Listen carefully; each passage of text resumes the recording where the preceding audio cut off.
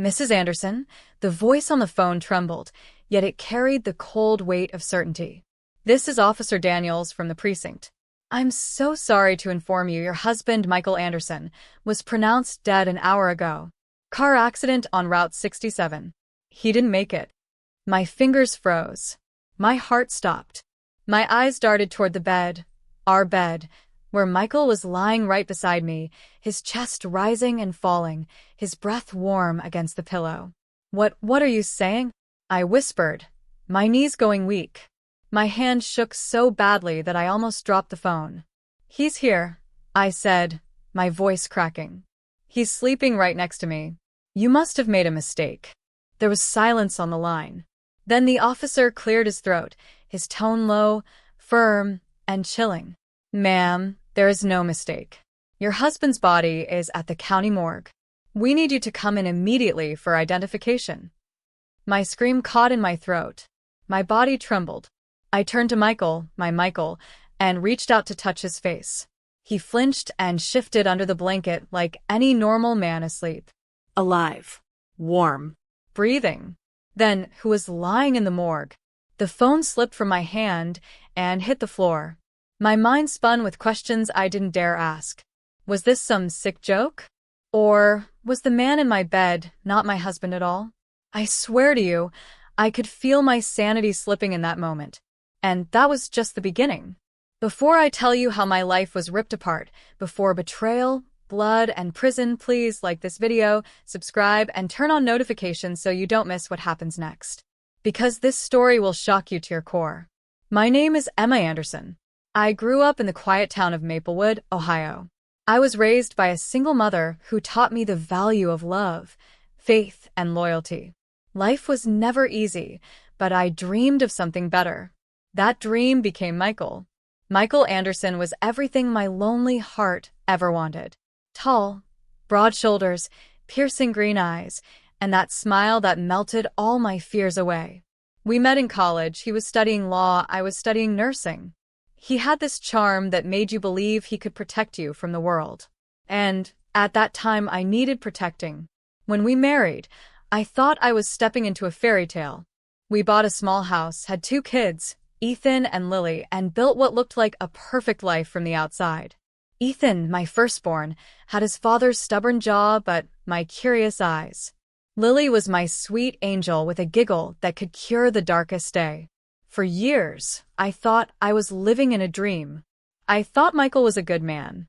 But dreams can turn to nightmares overnight. The first crack showed when Michael started working long nights. He said the law firm was demanding, but he always came home with shadows under his eyes and a smell on his clothes I couldn't place. At first, I ignored it. A good wife trusts her husband, right? I buried my doubts under meals, school runs, and bedtime stories. But one night, I found a receipt in his jacket. A hotel room. Paid in cash. When I confronted him, he laughed. Emma, it was just for client meeting. You think I'd cheat on you? His voice was so steady, his gaze so calm, I forced myself to believe him. But deep down, a knot had already formed in my chest, a knot I couldn't untie. Still, I stayed. For the kids. For the family I didn't want to break. For the love I thought was still there. Until the night, everything changed. It was raining hard that evening. Thunder shook the windows. Lightning flashed like knives cutting through the sky.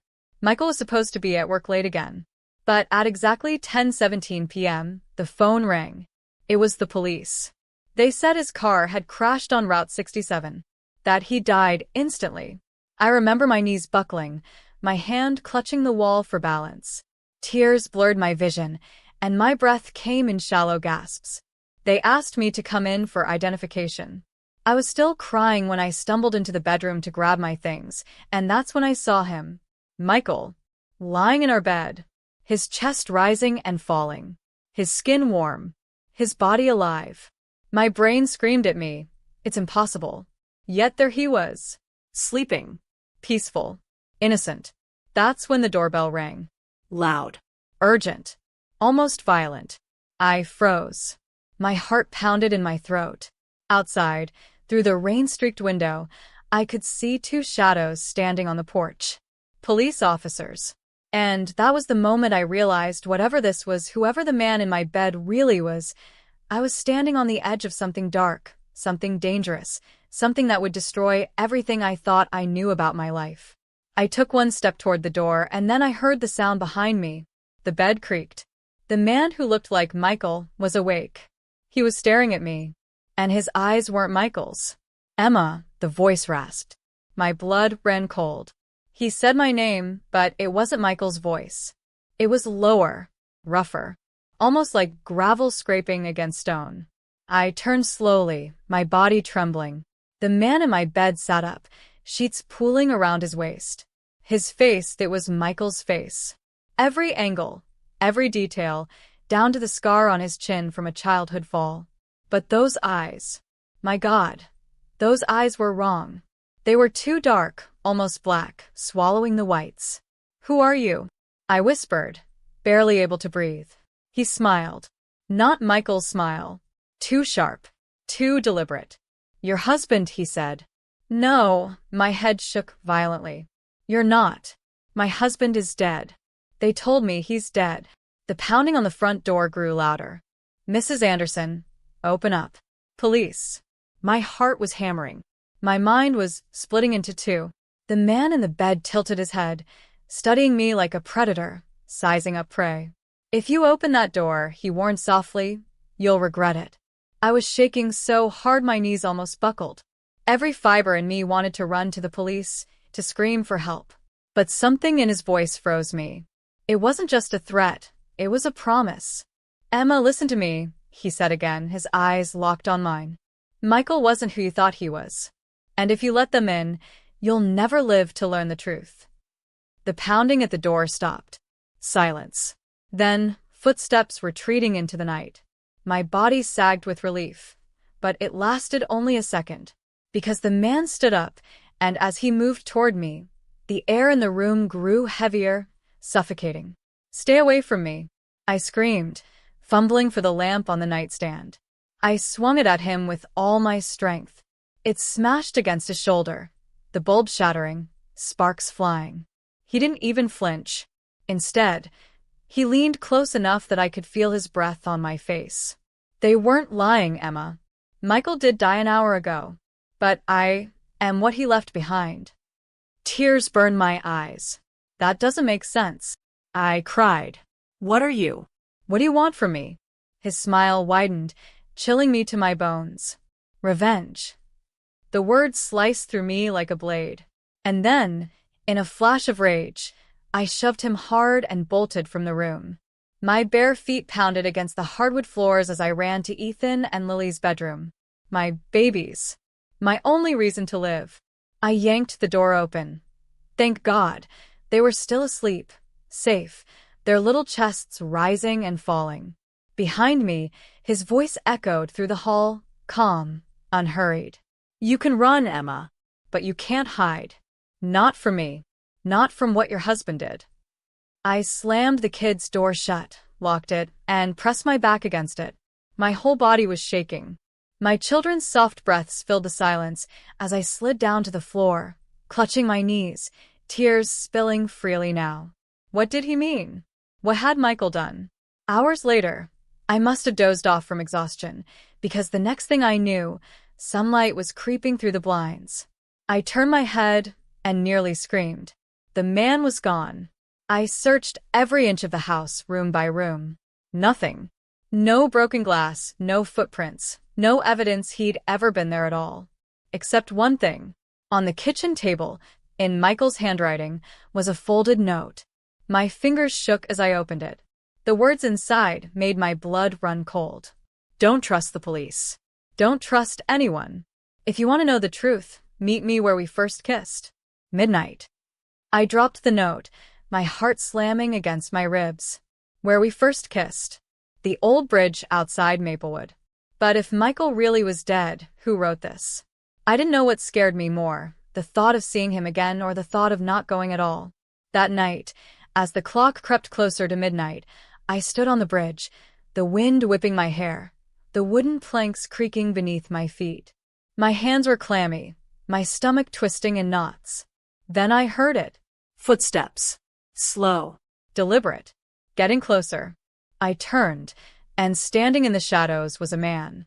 It was Michael, but his face was half-burned, twisted, and unrecognizable.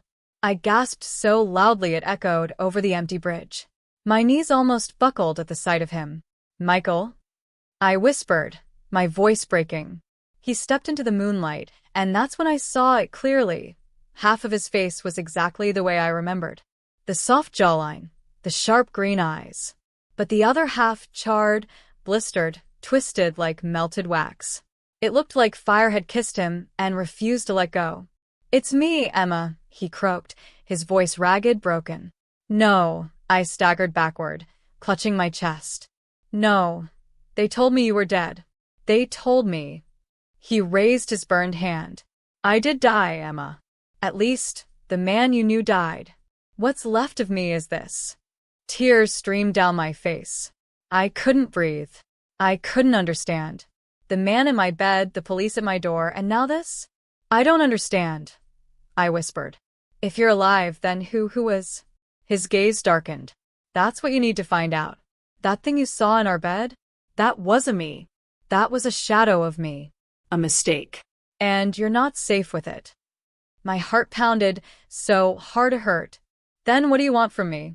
"Revenge," he hissed, the same word the imposter had whispered in my ear. But when Michael said it, it was colder. He stepped closer, and I caught the faint smell of burned flesh mixed with gasoline. Everything that happened to me wasn't an accident. I didn't crash because of bad luck. Someone wanted me gone. Someone set me up. And now they'll pay. I shook my head. "Michael, you're scaring me." "Good." He cut me off. "You should be scared." His burned lips twisted into a half-smile. "Because if you don't help me, Emma, you and the kids will be next." My breath caught. "The kids?" "Michael, no. Don't you get it?" His voice rose, sharp and bitter. "They'll use them. Just like they used me." You don't know the truth, Emma. You don't know what kind of man you married." The words stabbed deep. I wanted to scream that I didn't know him, that he was my husband, the father of my children. But the doubt that had been building for years, those late nights, the lies, the hotel receipt, came crashing down like a wave. "What did you do, Michael?" I choked out. "What did you get yourself into?" He didn't answer. Instead, he pressed a folded paper into my hand. "Go home. Read this when you're alone. Burn it after. And whatever you do, don't go back to the police." My fingers shook as I clutched the paper. "Why?" Why can't I trust them? His good eye flicked over my shoulder, scanning the shadows like he expected someone to be watching us. His burned hand gripped the rail so tightly, though it cracked beneath it. "Because they're in on it," he whispered. Before I could say another word, headlights cut across the bridge. A black SUV was speeding toward us, tires screeching against the wet pavement. Michael's eyes widened. "Run," he barked. But I froze. The SUV came to a halt, doors flying open. Two men in black suits jumped out, guns in their hands. My scream ripped through the night as Michael shoved me to the ground. Bullets ripped through the air, sparks flying off the metal rails of the bridge. Michael roared, a guttural sound I had never heard from him before, and lunged at one of the men with an animal's strength. I scrambled to my feet, heart slamming, tears streaming, as I clutched the folded paper in my fist like it was the only thing tethering me to reality. One of the men grabbed me by the arm, yanking me back toward the SUV. "You're coming with us," he growled. "No." "Let me go." I screamed, kicking and thrashing. Then, before I could react, Michael tore the man away from me, slamming him into the side of the vehicle so hard I heard bones crack. His burned face was twisted with fury, his good eye blazing with madness. The other man fired a shot. Bang. Michael staggered. His burned shoulder exploded in blood. But he didn't fall. Instead, he grabbed me by the wrist and shoved me toward the woods at the end of the bridge. "Run, Emma. Take the kids and disappear. Don't look back." My feet stumbled on the wet ground, my breath ragged. I turned one last time. Michael was standing there, half-burned, bloodied and wild-eyed, facing down two armed men like a demon risen from the grave. And that's when I heard it. Sirens wailing in the distance, growing louder by the second. But whose side were they on? The sound of sirens tore through the night, bouncing off the trees and the steel rails of the bridge. My lungs burned as I sprinted into the woods, branches whipping my face, my heart pounding like a war drum. My fingers clenched the folded paper Michael had given me so tightly, the edges dug into my palm, cutting skin. Behind me, gunshots cracked like thunder. Then a scream, deep, guttural, and filled with rage. Michael's scream. I didn't look back. I couldn't. My children needed me. I stumbled through the woods until my legs gave out, collapsing against a tree, my body shaking from head to toe. I unfolded the paper, hands trembling, the moonlight just bright enough for me to read. The note wasn't long, but every word was a knife to my chest.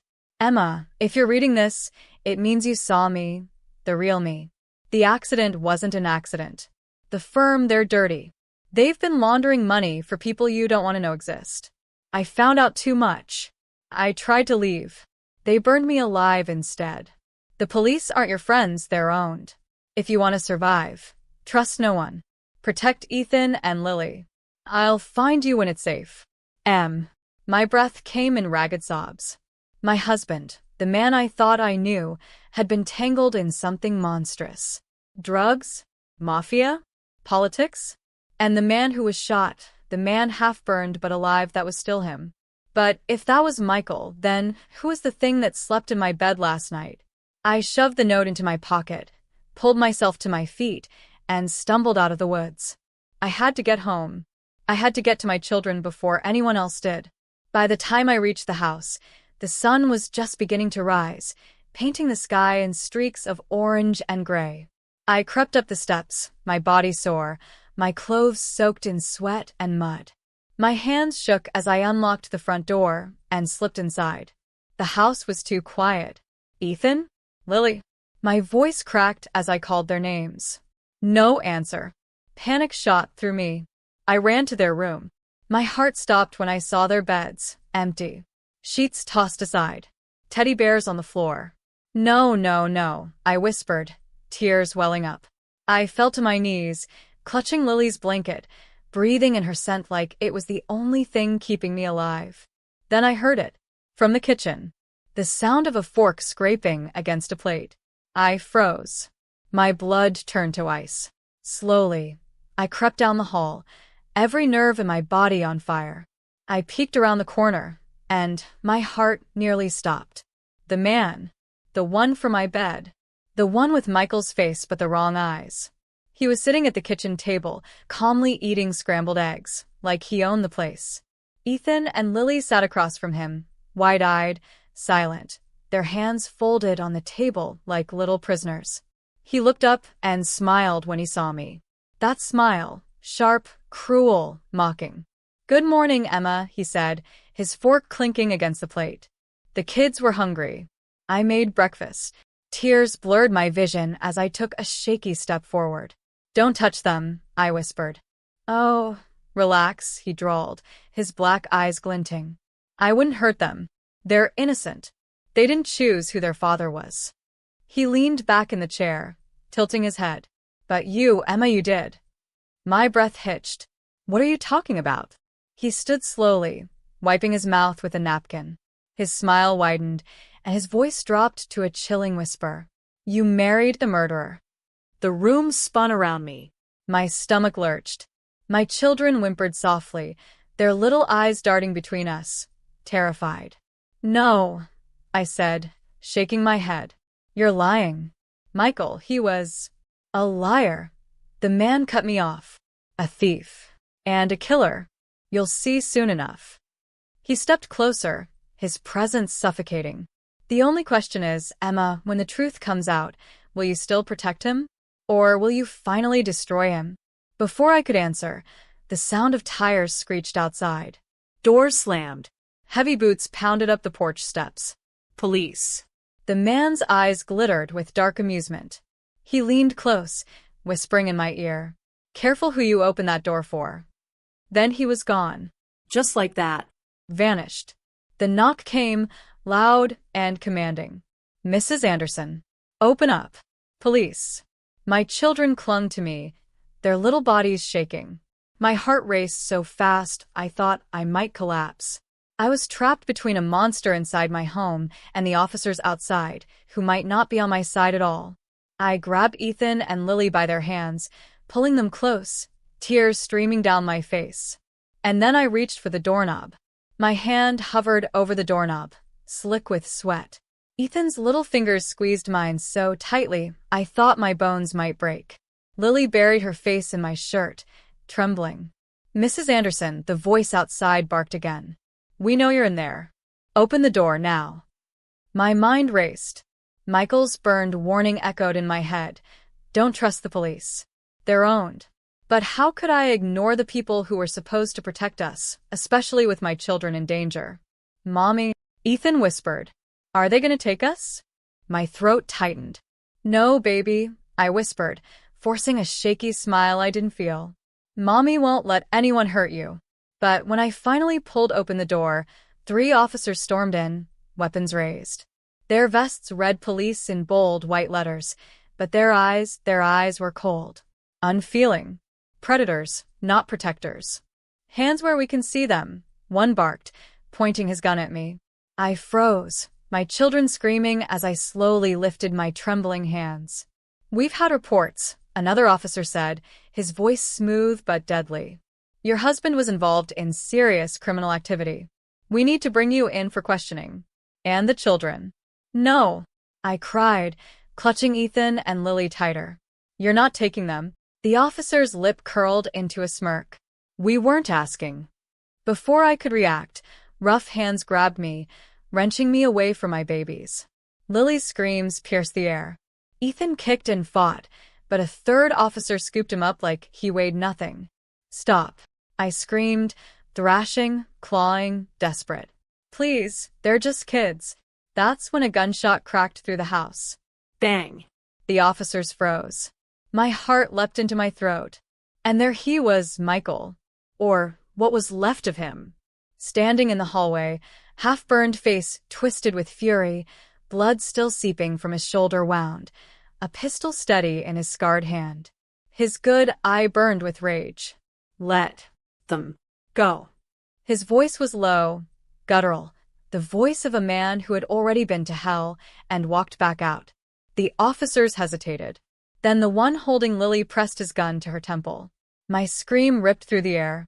"Drop it, Anderson," the officer sneered. "Or she dies." Michael's hands didn't shake. His gaze didn't falter. "If you touch her," he growled, "I swear I'll paint these walls with your blood." The tension was unbearable. My breath came in short, shallow gasps. Ethan's sobs echoed through the house. Lily whimpered softly, her tiny voice breaking. "Daddy." Michael's face cracked, just for a second. His burned jaw trembled. That one word from his daughter pierced through the fury, and I saw the man I once loved buried under the monster he'd become. And then everything exploded. Michael fired. The officer holding Lily screamed, his gun flying from his hand. I lunged forward, snatching Lily into my arms as bullets tore through the air. The house erupted in chaos, gunshots, shouts, glass shattering. I crawled across the floor, shielding my children with my body as Michael fought like a demon unleashed. 2 officers went down fast, blood pooling beneath them. The 3rd fired wildly, the shots punching holes in the drywall, the air thick with smoke and gunpowder. "Emma," Michael roared, his voice shaking the walls. "Get the kids out now." Adrenaline surged through me. I grabbed Ethan's hand, clutching Lily tight against my chest, and scrambled toward the back door. My legs burned, my heart pounded, my lungs screamed, but I didn't stop until we burst into the backyard. The cold night air slapped my face. Tires screeched behind me. Another black SUV roared into the driveway, headlights blinding. Men in suits jumped out, shouting. We were surrounded. I spun, clutching my children, trapped between the house where Michael was still fighting and the men advancing on us. And then I saw him. The man with Michael's face. The imposter. The thing with the wrong eyes. He stepped out of the SUV, calm as ever, his smile sharp as a blade. "Going somewhere, Emma?" he asked softly, his voice cutting through the chaos like a knife. My knees nearly gave out. My children cried into my chest. Behind me, another gunshot rattled the night. I was caught between two Michaels, and I didn't know which one was more dangerous. The world tilted around me. My children's cries rang in my ears. My heart thundered so hard it felt like it might tear from my chest. On one side, Michael, the half-burned, bloodied man who had been my husband, fighting for our lives inside the house. On the other side, the man with Michael's perfect face but the wrong eyes, standing in the driveway with his soldiers, calm and unhurried, like the chaos was a show made just for him. "Emma," the imposter spread his arms wide, smiling that cruel smile. "You've been running long enough. Don't you think it's time to choose? Stay away from us," I screamed, clutching Ethan and Lily so tightly their little bodies trembled against me. The imposter tilted his head, amused. "Stay away? From my family? Oh, Emma, I'm not the monster here. He is." He pointed toward the house where gunfire still cracked in the distance. "The thing inside? That's not your husband. That's a mistake that should have stayed buried." "No," Michael's voice thundered from the doorway. He stumbled out, blood dripping down his arm, his face twisted with fury. His pistol trembled in his burned hand, but his good eye blazed with fire. "Don't listen to him, Emma. He's the mistake. He's the lie. He's the one who tried to kill me." I spun between them, my head pounding, tears blurring my vision. Two men. Both with Michael's face. One half-burned and broken. One flawless but cold, wrong, inhuman. How do I know? I cried, my voice cracking. How do I know who's telling the truth? The imposter's black eyes glinted. Easy. Which one of us would risk everything to keep you alive? Michael staggered forward, blood staining his shirt. "Emma, don't listen. He's trying to twist you. Everything I did, everything I became, it was to protect you and the kids. Don't let him win." The soldiers raised their weapons. The air grew thick, heavy, suffocating. My children sobbed into my chest. And then the imposter gave the order. "Take them." Chaos erupted. Men surged forward, boots slamming against the wet grass. I screamed as one yanked Ethan's arm, ripping him from me. Lily clung tighter, shrieking. "No!" I thrashed wildly, kicking, clawing, desperate. "Let go of my son." Michael roared like an animal, firing his pistol, dropping two men instantly. Blood sprayed across the grass. Another soldier lunged at me, his hands like iron. But before he could grab me, Michael slammed into him, dragging him down, fists pounding, bones crunching. The imposter just watched, smiling. Calm. Patient. And then, as Michael fought, his voice cut through the chaos. "Emma, run." My legs moved before my brain caught up. I grabbed Ethan's hand, pulled Lily tighter against me, and sprinted into the woods. Branches tore at my arms, mud splashed against my legs, but I didn't stop.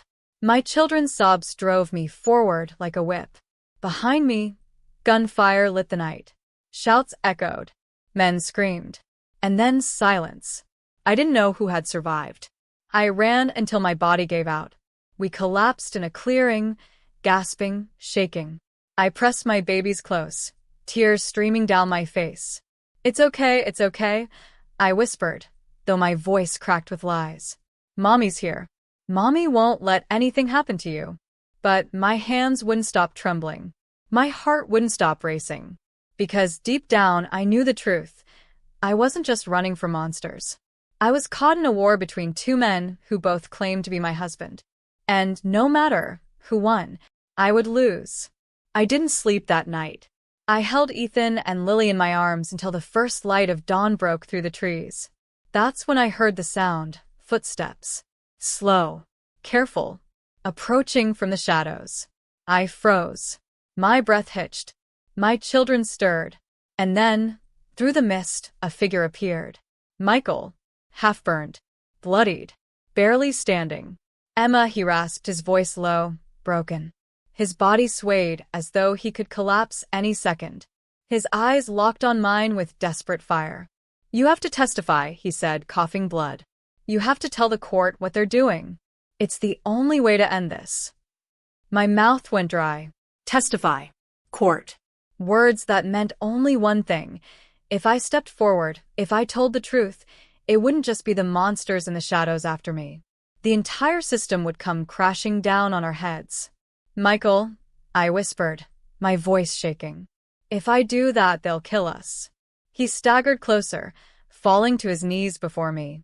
His burned hand gripped mine so tight it hurt. His good eye burned with tears. "They'll kill you if you don't."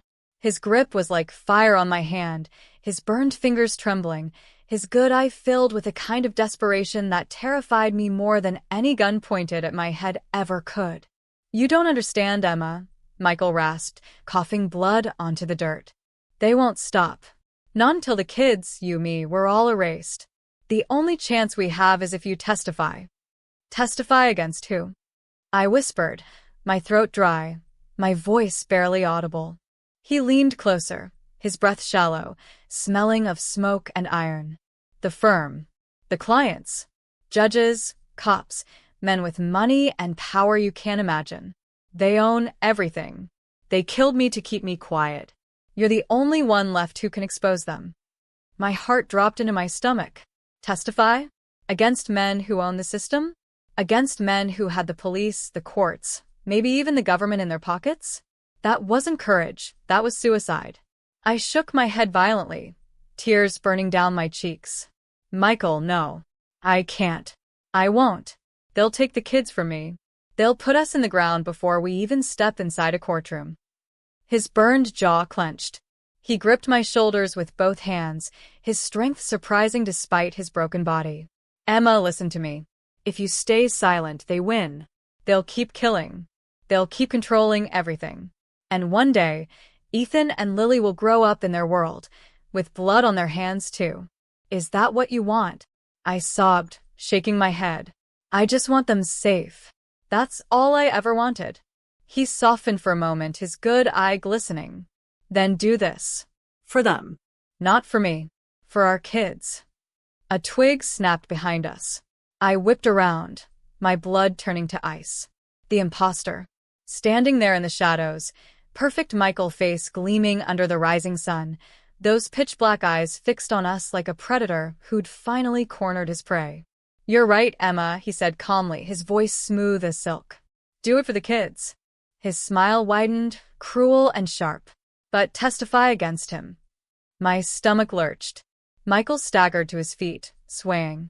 "Don't you dare listen to him," he roared, his voice raw, desperate. "He's the one, they made him. A weapon. A replacement. He's not even human." The imposter chuckled, shaking his head. "Isn't that convenient, Emma? A burned man crying monster to hide his own sins. Which one do you believe? The father of your children, or the thing that crawled out of fire?" I looked between them, my chest heaving, my vision spinning. Two Michaels. Both demanding loyalty. Both claiming to protect me.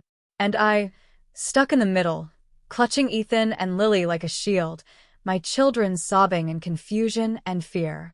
I don't know who to trust," I whispered, my voice cracking. The imposter took a step closer, his black eyes glinting. "You'll know soon enough. Because tomorrow you'll be in court.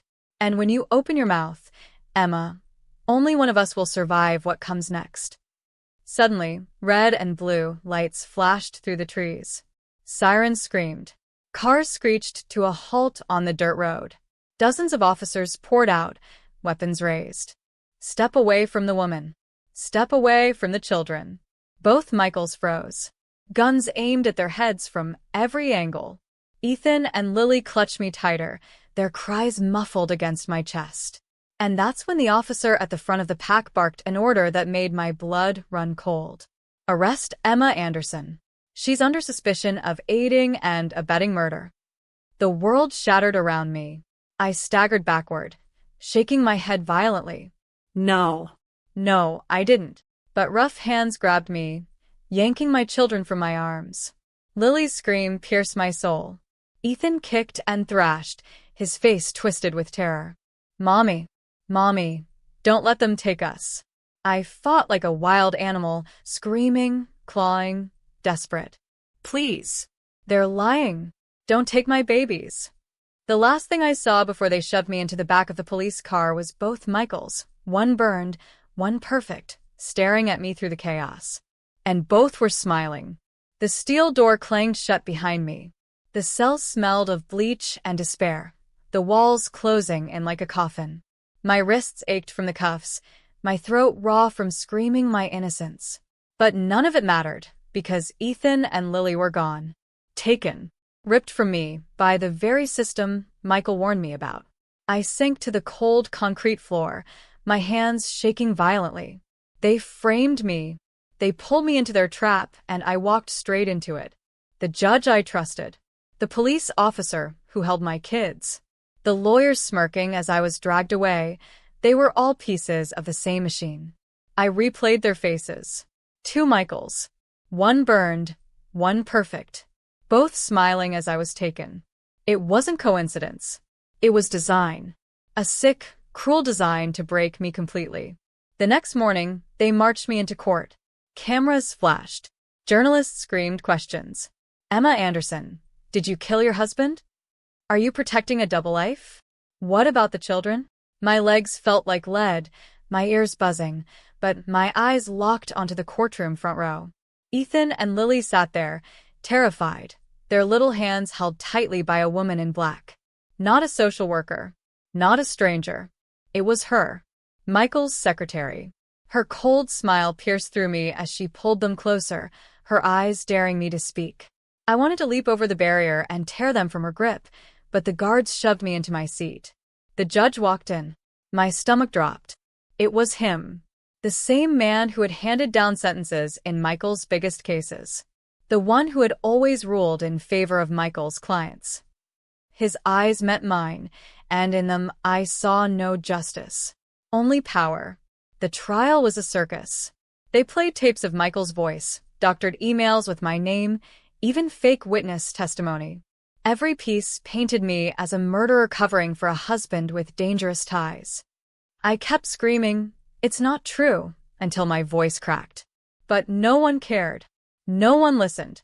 Then the door opened, and both Michaels walked in. Gasps echoed through the courtroom. 2 men. Identical faces. One bandaged and broken, the other pristine and cold. "My God," someone whispered. "There's 2 of them." The burned Michael limped to my side. "Your Honor, she is innocent. They set her up. I can prove it." The imposter stood tall, his black eyes glinting under the lights. "Your Honor, he's the fraud. He kidnapped my wife, manipulated her, and now he's twisting reality. I am Michael Anderson." Chaos erupted. The jury panicked. The judge banged his gavel furiously. "Order! Order!" And then, the secretary stepped forward, holding Ethan and Lily by the hand. She looked straight at me, then at the judge. "Your Honor," she said smoothly, "the children know their real father. Let them decide." The room fell silent.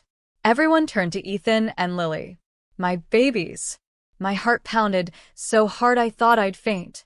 "Sweethearts," the judge said, his voice strangely gentle. "Which man is your father?" Ethan's lip trembled. Lily squeezed his hand. Their small eyes darted between the 2 Michaels, the burned man and the perfect imposter. Both men leaned forward, desperate, pleading without words. And then, with tears streaking their faces, Ethan whispered, "Both." The room exploded. Gasps. Shouts. Journalists scribbling furiously. The judge paled. Even the secretary froze, her smug mask cracking. The burned Michael slammed his fists on the table. "Don't you see? They cloned me. They replaced me." The imposter laughed, a sound that chilled the room. "Or maybe you're both liars. Maybe neither of us is real." The judge roared for order, but it was too late. The courtroom descended into madness, shouts, security rushing in, the jury scattering. And in the chaos, the secretary yanked Ethan and Lily toward the exit. I shot up from my seat, chains rattling. No. Not my children. Adrenaline surged through me, strength I didn't know I had. I broke free from the guards, shoving bodies aside, my eyes locked only on my babies. The secretary dragged them to the door. The burned Michael lunged after her. The imposter blocked his path. They collided violently, fists and blood flying, two identical men tearing each other apart while the world screamed around them. And I reached my children, pulling them into my arms, holding them so tightly I thought I'd never let go again. But as I looked up, the secretary was gone, disappeared, vanished into thin air like smoke. The gavel slammed again and again. Order. Order in the court. And then silence. Because when I turned back to the fight, only one Michael was standing, breathing hard, bloody, his face bruised, his eyes dark, black. "Emma," he whispered, his voice calm now. "It's over. Come with me. Take the kids and let's go." My knees buckled. My arms trembled around Ethan and Lily, because I didn't know anymore. Was this my husband, or the imposter who had destroyed everything? And deep in my chest, a darker question clawed at me. What if there was no difference anymore? What if both men were monsters? And what if I was next?